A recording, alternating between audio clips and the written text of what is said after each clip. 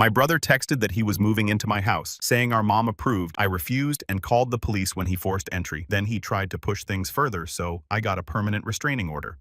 It was not a question, not a request, just a statement. Kyle, we're moving in on Friday. Mom already agreed. Clean out the guest room. I stared at my phone for a solid minute. We're moving in. Not can we crash for a bit? Not, would you mind helping us out? Just we're moving in. Like my house was a hotel he'd already booked. Like I was staff. I sat up in bed wide awake now and read it again. Then I scrolled up through our message history. The last text before this, 3 months ago, when he'd asked to borrow my truck and returned it with an empty gas tank and a dent in the bumper, he swore was already there. Before that, 6 months, when he'd asked for money for car repairs and I'd seen him post Instagram stories from a casino 2 days later, and now he was moving in with who? His girlfriend, his kids, a random collection of people he'd promised my spare room to. I called him. It rang once, twice. Voicemail, of course. I called again. Voicemail again. Third time he picked up. Music blasting in the background. Voices, laughter. Yo, what's up, Kyle? What the hell is this text? What text? He sounded genuinely confused, like he'd sent it, forgotten about it, and moved on with his evening. The one about moving in on Friday? This Friday. Oh yeah. Sick, right? Me and Brittany need a place for a few months. Mom said your guest room's just sitting empty anyway. Mom said, yeah, she told me you'd be cool with it. I took a breath. Kyle, I never talked to Mom about this. Well, she said you did, or she said she'd talk to you. I don't know, man. Point is, we need a spot and you've got space. It's family. You're not going to say no. It's family. You're not going to say no. That phrase, the family weapon, the guilt bomb they'd been dropping on me my entire life.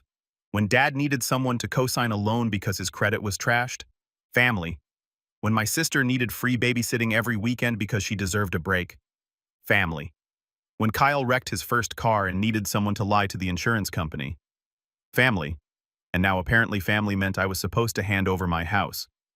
Kyle, I'm not running a halfway house. Whoa, harsh. We just need like 3 months, 4 tops. Maybe 6 if Brittany's job thing doesn't work out. 3 to 6 months. Yeah, we're getting on our feet. Fresh start. You know how it is.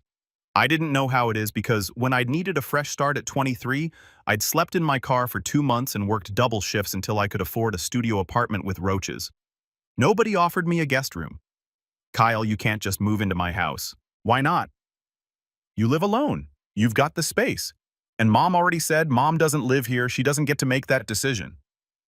Silence. Then, bro, are you seriously being like this right now? After everything. After everything. What does that mean? You know what it means? We're family. You help family. There it was again. The magic word, the trump card. I'll call you back, I said and hung up. My phone immediately lit up with texts.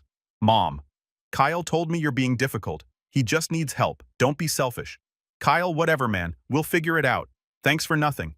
Dad, your mother's upset. Call her. I turned off my phone, sat there in the dark, and thought about the house I'd bought 3 years ago. Not inherited, not gifted, bought. With money I'd saved working 60-hour weeks as a project manager for a commercial construction firm, with a down payment I'd scraped together by living on ramen and never going out with a mortgage I paid every month on time by myself. This house was mine. Every square foot of it. The guest room Kyle wanted. I used it as a home office. My desk was in there. My files. My second monitor setup, the place where I worked from home twice a week. But to Kyle, it was just sitting empty. To Mom, it was space I wasn't using. To them, my life was just raw material for their convenience. I got out of bed, went downstairs, and made coffee at midnight like a psychopath. Then I opened my laptop and started making a list. Not a list of reasons to say no, a list of how to make sure no actually meant something because I knew my family. I knew that no was just the opening line of a negotiation to them, that boundaries were suggestions, that locked doors were just puzzles to solve. If I wanted to protect what I'd built, I needed more than words. I needed a plan. By 2 a.m., I had one. The next morning, I called my security company. Hi, I need to upgrade my system. Full perimeter coverage, motion sensors, doorbell, camera, window sensors, the works. The guy on the phone sounded way too cheerful for 9 a.m. Planning a trip. Something like that. We can have a tech out tomorrow afternoon. Perfect.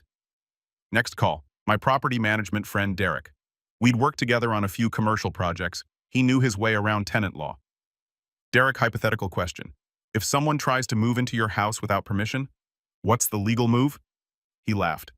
That's called trespassing. You call the cops. What if they're family? Still trespassing. Blood relation doesn't give you property rights. And if they have a key, did you give them a key? No. Then it's breaking and entering. You want me to draft something cease and desist letter? Maybe. Let me see how this plays out first. This sounds like a story. It is. I'll tell you over beers when it's done. I hung up and sat there feeling something I hadn't felt in a long time. Control, not anger, not resentment, just control. For once, I wasn't scrambling to deal with someone else's chaos. I was 3 steps ahead. Wednesday afternoon, the security tech showed up. Nice guy, mid-40s. Looked like he'd seen some things. So you want cameras at every entry point, every single one. Front door, back door, side garage door, windows on the first floor. He raised an eyebrow. You expecting trouble? Let's call it preventative maintenance. He grinned. I like your style. It took 4 hours, but by the time he left, my house was a fortress. 4 cameras, motion sensors on every door and window, a control panel by the front door with a code only I knew, and an app on my phone that let me monitor everything in real time. The doorbell camera was my favorite. High-grade night vision 2-way audio. I could see and talk to whoever was at my door from anywhere in the world. All set, the tech said, packing up his tools. You'll get alerts on your phone anytime a sensor trips. You can arm and disarm remotely. And if the alarm goes off, it automatically contacts police automatically. Yep, you've got the premium package. Alarm triggers. We verify it's not a false alarm, then dispatch law enforcement. I smiled. Perfect. He handed me a folder with all the documentation. Stay safe out there. Plan 2. After he left, I tested everything. Opened the front door. Alarm chimed. Closed it. Armed the system. Opened it again. Alarm blared. My phone lit up with notifications. Alert. Front door opened. Armed mode activated. Alert. Motion detected at entry. I disarmed it, feeling like a kid with a new toy. Then I did something petty. I opened the Ring app, went to the doorbell camera settings, and enabled the greeting feature. Now anyone who approached my front door would hear a custom message. I recorded it. Hi, you've reached a private residence. If you don't have an appointment, please leave. Smile. You're on camera. Short, polite, unmistakably clear. I saved it and smiled. Thursday morning, my phone rang. Mom. I let it go to voicemail. She left a 3-minute message that started with, I'm very disappointed in you, and ended with, family is supposed to stick together. No mention of asking me first, no acknowledgement that this was my house, just disappointment that I wasn't playing along. I deleted it. Then Kyle texted, Kyle, you're really going to do this? Make us homeless. Like he wasn't currently living in an apartment with Brittany. Like he didn't have other options. Like his failure to plan was somehow my emergency. I didn't respond. Instead, I called Derek. I need that cease and desist letter. You got it. Who's it going to?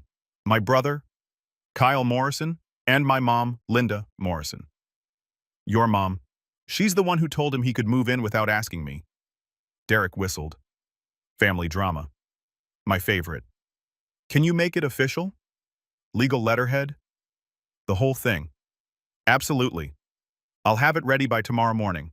Perfect. Email me a copy. I'll print and deliver it myself. Friday morning, I woke up at 6 a.m., printed 2 copies of the cease and desist letter on the nicest paper I owned, read through it one more time. 2. Kyle Morrison and Linda Morrison. Read. Unauthorized entry and trespassing. You are hereby notified that any attempt to enter, occupy, or claim residence at my address without express written permission from the property owner constitutes trespassing under state law. Any violation of this notice will result in immediate contact with law enforcement and potential criminal charges. This property is equipped with video surveillance and alarm systems. All attempts at unauthorized entry will be recorded and reported. It was beautiful. I put both copies in manila envelopes, addressed them, and set them by the door. Then I checked my phone. The Ring app showed everything was quiet, no movement, no alerts. I armed the system, grabbed my laptop bag, and headed to work. But I didn't go to the office. I went to a coffee shop 3 blocks from my house, ordered a large cold brew, opened my laptop, and waited because, according to Kyle's text, they were moving in today, Friday, and I wanted a front row seat to what happened when they tried. At 10:47 a.m., my phone buzzed. Alert motion detected at front door. I opened the Ring app. There they were, Kyle and Brittany standing on my porch, Kyle holding a duffel bag. Brittany with 2 suitcases. Behind them, a U-Haul truck in my driveway. I watched as Kyle reached for the doorbell, pressed it, and my custom greeting played through the speaker. "Hi, you've reached a private residence. If you don't have an appointment, please leave. Smile, you're on camera." Kyle looked up at the camera, squinted, waved. "Yo, it's me. Open up." I tapped the two-way audio button. "Kyle, you're not welcome here. Leave." He stepped back, surprised. "Dude, what the hell?" "We drove 3 hours. I told you no. You ignored me. Now you're trespassing." "Trespassing? This is family. This is my house, and you don't have permission to be here." Brittany stepped forward. "This is ridiculous. Your mom said, 'My mom doesn't own this house. I do. You have 10 seconds to leave before I call the cops.'" Kyle's face went red. "You're not serious?" 10-9-8. He pulled out his phone, started texting furiously. 7-6. Brittany grabbed his arm. "Kyle, let's just go. No, this is 5-4. My phone buzzed. Text from Mom. "Mom, what is wrong with you?" "Let them in." 3-2. Kyle grabbed the door handle, tried to turn it locked. He jiggled it harder, then started pounding on the door. "Open the door." 1. I tapped the alert button on the Ring app. The alarm activated and my phone lit up with a notification I'd been waiting for all morning. Alert. Alarm triggered. Police have been dispatched. I sat back in my chair, sipped my coffee, and watched the show. This was going to be good. The police arrived in 6 minutes. I watched it all through the Ring app like I was streaming my own reality show. Kyle was still pounding on the door when the patrol car pulled up. The alarm was wailing. Brittany had backed up to the sidewalk, phone pressed to her ear, probably calling Mom. 2 officers got out, one older, one younger. The older one looked tired, like this wasn't his first family dispute today. "Sir, step away from the door," the older officer said. Kyle spun around. "Finally, this guy locked us out of the house. This is your house. It's my brother's house, but we're supposed to be moving in. He said we could." The officer looked at his partner, then at Kyle. "He said you could move in." "Well, our mom said we could." "Same thing. It's not the same thing." I grabbed my laptop, paid for my coffee, and headed back to my house. This was too good to miss in person. By the time I pulled into my driveway, the officers had Kyle and Brittany standing on the sidewalk. The U-Haul was blocking half the street. A neighbor across this way was watching from her window. I got out of my car, walked up calmly, and nodded at the officers. "Afternoon. I'm the homeowner." The older officer turned to me. "You called in the alarm." "Technically, the system did, but yes, I authorized it." Kyle stepped forward. "See, this is my brother. Tell them this is a misunderstanding." I looked at him, then at the officer. "It's not a misunderstanding. They showed up without permission, tried to force entry, and refused to leave when asked." "That's not what happened," Kyle shouted. "I have video evidence," I said, pulling out my phone. "Doorbell camera audio and video timestamped. Would you like to see it?" The younger officer nodded. "Please." I opened the Ring app, pulled up the footage from 20 minutes ago, showed them Kyle trying the door handle, pounding on it, shouting. The older officer watched in silence, then looked at Kyle. "That's trespassing, but he's my brother. Doesn't matter, it's his property. He told you to leave. You refused. That's textbook trespassing." Brittany started crying. "We drove 3 hours. We don't have anywhere to go." The officer's expression softened a fraction. "Ma'am, I understand, but that's not a legal justification for entering someone else's home." "Can you just talk to him?" she pleaded, gesturing at me. "He's being unreasonable." The officer turned to me. "Do you want to press charges?" Everyone went silent. Kyle's face went pale. "Charges, dude. Come on." I looked at him, at Brittany, at the U-Haul, full of their stuff. Part of me wanted to follow through, make a point they couldn't ignore. But I also knew pressing charges would turn this into a years-long family war. Every holiday, every phone call, every family member choosing sides. "Not today," I said, "but if they come back, I will." The officer nodded. "Fair enough. Sir, ma'am, you need to leave now. Don't come back to this property without explicit permission from the owner. If you do, you will be arrested. Understand?" Kyle opened his mouth, closed it. "Yeah, good. Now move that truck. You're blocking traffic." The officers waited while Kyle and Brittany got in the U-Haul and drove away. No apology, no acknowledgement, just anger radiating off them like heat. After they left, the older officer handed me a card. "If they come back, call us directly. Reference this incident number." He pointed to a number written on the back. "We'll have it on file. Thank you. Get a restraining order if they keep bothering you," he added. "Family or not, boundaries matter." I nodded. "I will." They left. I stood there in my driveway watching the street return to normal. My neighbor, Mrs. Chen, came out of her house. Mid-60s retired teacher made the best dumplings I'd ever had. "Everything okay?" she asked. "Family drama." She nodded knowingly. "The worst kind. You need anything, let me know." "Thanks, Mrs. Chen." I went inside, disarmed the alarm, and sat down on my couch. My phone immediately started buzzing. Mom calling, I declined. Kyle texting, I blocked him. Brittany calling from a number I didn't recognize, declined. Then a voicemail from Dad. I almost didn't listen, but curiosity won. "Hey, it's Dad. Your mother's hysterical." Kyle called her crying. "Said you called the cops on him. I don't know what's going on, but this is family. You need to fix this. Call me back." I deleted it. Then I called Derek. "How'd the cease and desist go?" he asked. "Didn't need it.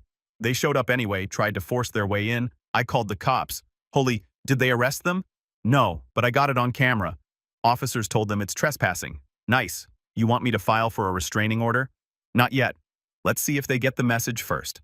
"Smart. Keep that footage and document everything. If this escalates, you'll need it. Already on it." I hung up and opened my laptop. Created a folder labeled Kyle Incident, saved the ring footage, screenshots of the texts, photos of the cease and desist letters, evidence, because I knew this wasn't over. An hour later, my doorbell rang. I pulled up the Ring app expecting Kyle, but it was Mom standing on my porch in her church clothes holding a casserole dish like she thought this was a social visit. I opened the two-way audio. "Mom, now's not a good time." She looked directly at the camera. "Let me in. We need to talk." "There's nothing to talk about." "You called the police on your brother." "There's plenty to talk about. He tried to break into my house. He was trying to move in like I told him he could. You don't get to make that decision." Her face tightened. "I'm your mother. Open this door right now." "No."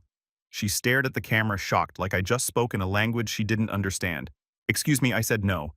You don't have permission to be here. Leave." "I'm not leaving until we talk about this."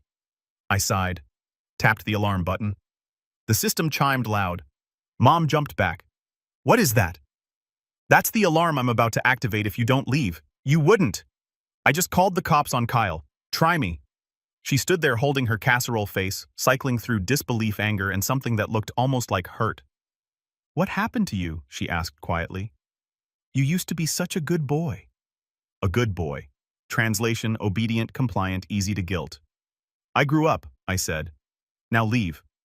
She set the casserole on the porch hard. The lid rattled. "Fine, but don't come crying to me when you need something." "I won't." She walked back to her car, got in, and drove away. The casserole sat on my porch like a guilt bomb. I left it there for an hour. Then I threw it in the trash without opening it. The rest of Friday was quiet. No more visitors, no more calls, just me, my house, and the peace I'd fought for. I ordered pizza, watched a movie, went to bed early, and for the first time in weeks, I slept without my phone next to me. Saturday morning, I woke up to 27 notifications. Texts, voicemails, Facebook messages, Instagram DMs. The family network had activated. Aunt Carol heard about the incident. "Praying for you both." Cousin Jennifer. "Wow. Calling the cops on family. That's low." Uncle Rob. "Your mom's devastated." "Call her." "Grandma. What's going on?" "Your mother won't stop crying." I read through them all, then archived every single one. No responses, no explanations, no justifications. They'd made up their minds without hearing my side. They always did. Around noon, my doorbell rang again. I checked the camera. Kyle. But this time he wasn't alone. He'd brought reinforcements. Mom, Dad, Aunt Carol, and someone I didn't recognize. A woman in a blazer holding a clipboard. I opened the audio. "Kyle. I told you not to come back." Mom stepped forward. "We're not leaving until you talk to us. We're family. You can't just shut us out. Watch me." Dad spoke up. "Son, this has gone too far. We've brought a mediator." He gestured to the woman with the clipboard. "NY's a family counselor. She's agreed to help us work through this." A mediator. They'd brought a mediator to my house without asking me. "I didn't agree to mediation," I said. Nancy smiled at the camera. "Hi there. I understand there's been some conflict. I'm here to facilitate a productive conversation." "I don't want a conversation. I want them to leave. That's exactly the kind of communication breakdown we can address," Nancy said, still smiling. "There's no breakdown." I said no. They ignored me. End of story. Mom's voice cracked. "Please just let us in. 10 minutes. That's all we're asking." No. You're being ridiculous, Kyle shouted. All this over a stupid room. It's not about the room. It's about respect. Something you've never given me. Respect. You called the cops on me because you tried to break into my house. Dad held up his hands. Everyone calm down. This is exactly why we need to talk face to face. We're not doing this, I said. You have 10 seconds to leave or I'm calling the police again. Nancy looked concerned. Sir, I really think if we could just 10, 9, 8. Mom started crying. Real tears this time. 7, 6. Dad's face hardened. You're making a mistake. 5, 4. Kyle threw up his hands. This is insane. 3, 2. They didn't move. 1. I dialed 911. 911. What's your emergency? I have multiple trespassers on my property refusing to leave. I have a prior incident report from yesterday. They were warned not to return. Address. I gave it to them. Units are on the way. Stay inside and stay safe. I hung up and looked at the camera. They were all staring at the doorbell at me. Police are coming, I said. You have 3 minutes to leave before they arrive and arrest all of you. Nancy backed away first. I think I should go. Good call. She speed-walked to her car and drove off. Aunt Carol grabbed Mom's arm. Linda, we need to go. No, he's bluffing. He's not bluffing. Look at him. Dad stared at the camera. You'd really do this to your own family. You did this. I set a boundary. You crossed it. Now face the consequences. In the distance, I heard sirens. Kyle heard them too. Dad grabbed his arm. Come on! They scattered, got in their cars, drove away in 3 different directions. By the time the police arrived, my driveway was empty. Same officers as yesterday. The older one shook his head when he saw me. Back again. They brought a mediator this time. A what family counselor showed up uninvited, refused to leave when I asked. He looked at his partner, then back at me. You want that restraining order now? I thought about it. About the last 24 hours, about the texts, the calls, the casserole, the mediator, about the fact that they weren't going to stop until they were legally forced to. Yeah, I said. I do. Smart move. I'll have the paperwork sent over. You'll need to file at the courthouse on Monday. I'll be there. After they left, I went back inside, sat down on my couch, and realized something. I wasn't angry anymore. I wasn't stressed. I was free. For the first time in my life, I'd set a boundary and enforced it. No guilt, no second guessing, no bending, just a line in the sand. And they'd finally learned I meant it. My phone buzzed. One new text from a number I didn't recognize. I opened it. This is Brittany. I just wanted to say, I'm sorry. Kyle told me you said yes. I didn't know. We found another place. Hope you're okay. I stared at the message. An apology. The only one I'd gotten. I typed back, thanks. Good luck with everything. She replied immediately. You too. And for what it's worth, I think you were right. He needed to hear no.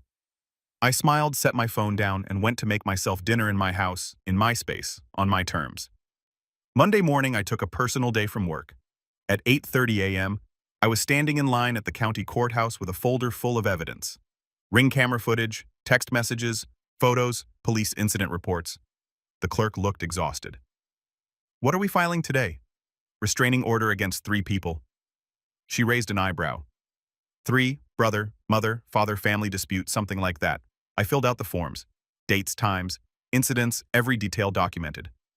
By 10 a.m., I'd submitted everything. The clerk stamped it and handed me a case number. Temporary order is in effect immediately. They'll be served within 48 hours. Hearing is in 2 weeks. I'll be there.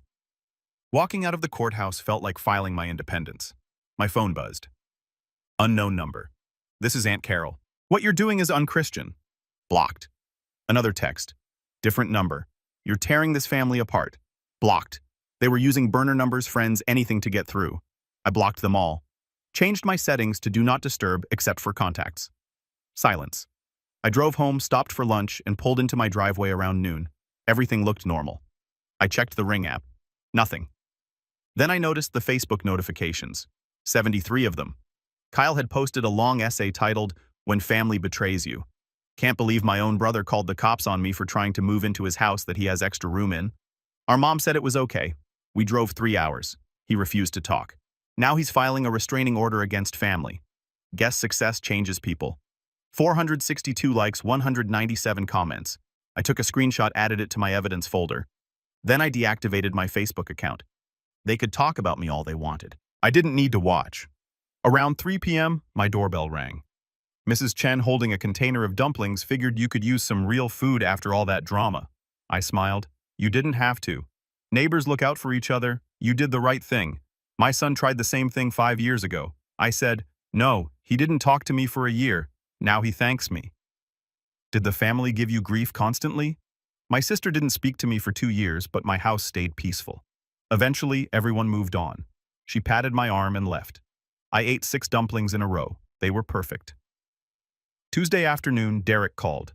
Your brother and parents have been served. Kyle tried to refuse. Your mom cried. Your dad threatened to sue the county. Of course they have 2 weeks to respond. If they contact you before the hearing, document everything. Got it. I checked the Ring app, 27 alerts in the last hour. Dad's car had driven by my house 4 times slowly, Mom's car twice. A car I didn't recognize 3 times. None of them stopped, but the message was clear. We're watching. I saved all the footage. Then I called my sister Amanda. She picked up on the 3rd ring. Hey, I heard from who everyone? Kyle's Facebook post. The family group chat created specifically to discuss you. There's a group chat. 43 people arguing about whether you're justified or a sociopath. What do you think? She was quiet. I think you set a boundary and they trampled it. I think they're shocked you finally fought back. So you don't think I'm wrong? I think you did what you had to do. But Mom's planning something. What I don't know. But she's been weirdly quiet. And when Mom goes quiet, it means she's scheming. Great. Lock your doors. Already done. Wednesday night, the power went out. Whole house. Complete darkness. I checked the breaker box in the garage. All the breakers were flipped off. I flipped them back on, then checked outside. Someone had opened the breaker box. The lock was broken. They'd cut my power. I called the police. Same officers. The older one looked at the box and shook his head. This was deliberate. Violates the restraining order. I don't have footage. They killed the power first. Smart. Upgrade your system. Battery backup for the cameras. Better lock on this box. I will. After they left, I ordered battery backups and a new lock. They were escalating, which meant I needed to be ready. Thursday morning, 5:47 a.m. My doorbell rang. I pulled up the app. Kyle was on my porch holding a sign. Brother locked me out. Please help. He was live streaming on Instagram. I opened the audio. Kyle, leave now. He looked at the camera. See, he won't even talk to me. Freezing out here. It's 65 degrees. Emotionally freezing. You're violating a restraining order. Leave or I'm calling the cops. Go ahead. Show everyone what kind of person you are. So I did. I dialed 911 on camera. Trespasser on my property violating a restraining order. Kyle's face went pale. Wait, you're serious? I gave the address. Officers are on the way. Kyle stood up, looked at his phone at the comments flooding in. Then he ran down my driveway into his car, drove away. I saved the footage. He just handed me evidence to make the restraining order permanent. Friday morning, I got an email from Derek. Subject, you're going to want to see this. A screenshot of the family group chat. Mom, we need to get into that house, find something we can use. Dad, the lawyer, said we need proof he's unstable. Kyle, what if we just go in when he's not home? Aunt Carol, that's breaking and entering. Kyle, not if Mom has a key. Mom, I don't have a key. Kyle, can we make one? I stared at the screen. They were planning to break in. I forwarded it to the police. Derek added it to my folder. Then I installed cameras inside my house. Living room, kitchen, hallway. If they tried to get in, I'd have footage because they'd crossed a line and I was done playing defense. It was time to end this. The 2 weeks before the hearing were the quietest of my life. No visitors, no drive-bys, no broken locks, just silence. The kind that made you wonder if the storm had passed or if they were just regrouping. I spent the time preparing, organizing evidence, printing documents, rehearsing what I'd say to the judge. Derek helped me structure everything into a timeline. Dates, incidents, violations. It read like a crime log. This is airtight, he said over the phone. They don't have a defense, they'll find one. They always do. Not this time. You have video police reports, witness statements, their own group chat planning a breaking. The judge will see right through them. I hoped he was right. The hearing was scheduled for 9 a.m. on a Thursday. I got there 30 minutes early. Sat in the hallway outside the courtroom with my folder going over everything one more time. At 8:50 they arrived. Mom, Dad, Kyle, and a lawyer in a cheap suit who looked like he'd rather be anywhere else. They saw me. Mom's face crumpled. Dad looked away. Kyle stared at me like I'd personally betrayed him. I didn't react, just sat there waiting. The bailiff called us in at 9:05. The courtroom was smaller than I expected. Judge Martinez sat at the bench reading through files. She was 50s, sharp eyes, no-nonsense expression. Case number 248847. Petitioner seeking permanent restraining order against Kyle Morrison, Linda Morrison, and Robert Morrison. Is the petitioner present? I stood. Yes, Your Honor. Are the respondents present? Their lawyer stood. Yes, Your Honor. We're here to contest the order. Judge Martinez looked at him. On what grounds? Family dispute, Your Honor. Misunderstanding that escalated. My clients are willing to participate in mediation and counseling. Mediation was already attempted, I said, without my consent at my home. While I had a temporary restraining order in place, the judge raised an eyebrow. Is that true? The lawyer shifted. My clients were attempting to resolve the conflict. By showing up uninvited to the petitioner's home with a mediator after being served a restraining order, they were acting in good faith. Good faith doesn't override a court order. She looked at me. Present your evidence. I handed the bailiff my folder. He passed it to the judge. She flipped through it. Video stills, text messages, police reports, the group chat screenshot. Her expression didn't change, but I saw her pause on the group chat. Mr. Morrison, she said, looking at Kyle. Did you write this message? What if we just go in when he's not home? Kyle's lawyer spoke. Your Honor, that was taken out of context. What context makes planning to break into someone's home acceptable? Silence. The judge looked at Mom. Mrs. Morrison, did you tell your son he could move into the petitioner's home? Mom nodded. I thought it would be fine. He's family. He has space. Did the petitioner agree to this arrangement? Well, no. But then it wasn't fine. She looked at Dad. Mr. Morrison, were you present when the breaker box was vandalized? I don't know anything about that, Dad said quickly. The police report indicates your vehicle was seen near the property multiple times that evening. I was just driving by. 4 times. Dad didn't answer. Judge Martinez closed the folder, looked at all of us. I'm granting the permanent restraining order. All 3 respondents are to maintain a distance of at least 500 feet from the petitioner, his residence, and his workplace. No contact, no third-party contact, no social media posts about the petitioner. Violation will result in arrest and contempt charges. Mom started crying. This is our son. You're saying we can't even talk to our own son? I'm saying you repeatedly violated his boundaries, trespassed on his property, vandalized his utilities, and planned to break into his home. Those are crimes, Mrs. Morrison. The restraining order is the least severe consequence you could face. But family doesn't exempt you from the law. She banged the gavel. Order is permanent. This hearing is adjourned. I stood there letting it sink in. It was over, really over. Their lawyer packed up quickly, mumbled something to them about not making it worse. Mom tried to approach me. The bailiff stepped between us. Ma'am, the order is in effect immediately. She stopped, looked at me with tears streaming down her face. I hope you're happy, she said. I didn't respond because I wasn't happy. I wasn't sad. I wasn't angry. I was just free. I walked out of the courthouse into the parking lot. Derek was waiting by my car. How'd it go? Permanent order. 500 feet. No contact. He grinned.